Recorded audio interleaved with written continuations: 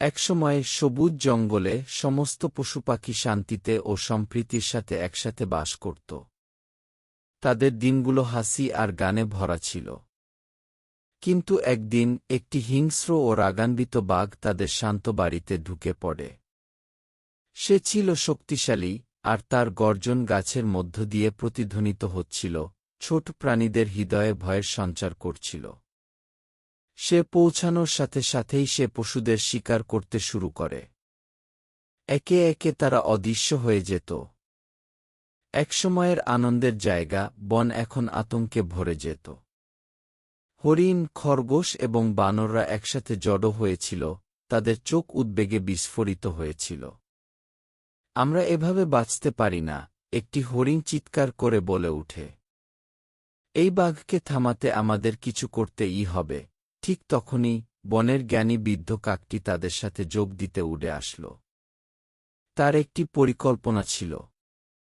সবাই শোনো, সে চিৎকার করে বলল।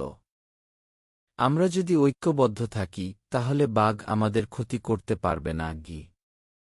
একা আমরা দুর্বল, কিন্তু একসাথে আমরা শক্তিশালী। কি সমস্ত প্রাণী উল্লাস করে কাকের চতুর ধারণা অনুসরণ করতে সম্মত হল। তার নির্দেশ অনুসরণ করে তারা বনের পথে ঠিক মাঝখানে একটি খুব বড় এবং গভীর গর্ত খনন করতে শুরু করল। এটি প্রস্তুত হয়ে গেলে তারা সাবধানে পাতলা ডাল, পাতা এবং শুকনো ঘাস দিয়ে এটি ঢেকে দিল, যাতে এটি স্বাভাবিক মাটির মতো দেখায়। বাঘটি দেখতেও পারবেন না যে সেখানে একটি ফাঁদ আছে। পরের দিন সকালে বাঘটি ক্ষুধার্ত এবং বিরক্তিকরভাবে জেগে উঠল। দেখা যাক আজকে আমার নাস্তা হয়। সে গাছের মধ্য দিয়ে ঘুরে বেড়াতে গিয়ে গর্জন করতে লাগল। যখন সে লুকানো গর্তের কাছে গেল, কাকটি তার ঠিক উপরে উঠতে শুরু করল, জোরে চিৎকার করে বলল, কা কা, এই দিকে, এই দিকে। বাঘটি বিরক্ত হয়ে উপরের দিকে তাকাল।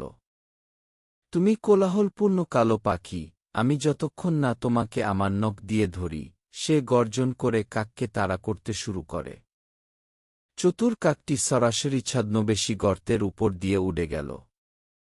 ক্রোধে অন্ধ হয়ে বাঘটি কোথায় যাচ্ছে তা দেখতে পেল না। সে সোজা কাকের পিছনে দৌড়ে গেল এবং ধাক্কা খেল। সে গভীর গর্তে পড়ে গেল। গর্তে বাঘ সাহায্যের জন্য গর্জন করল। আমাকে এখান থেকে বের করে দাও।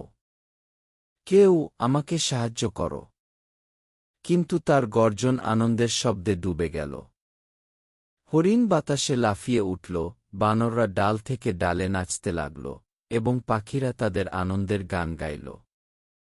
সবাই আবার নিরাপদ বোধ করল।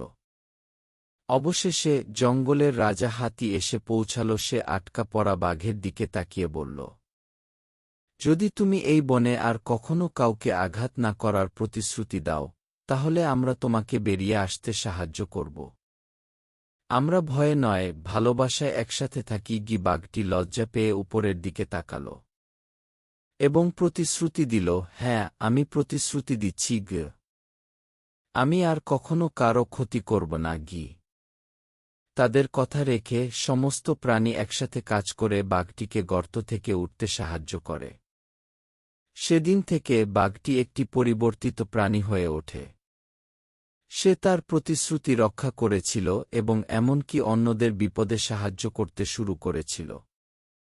বুদ্ধিমান কাক এবং এর বাসিন্দাদের ঐক্যের জন্য জঙ্গল তার শান্তিপূর্ণ, সুখী অবস্থায় ফিরে এসেছিল।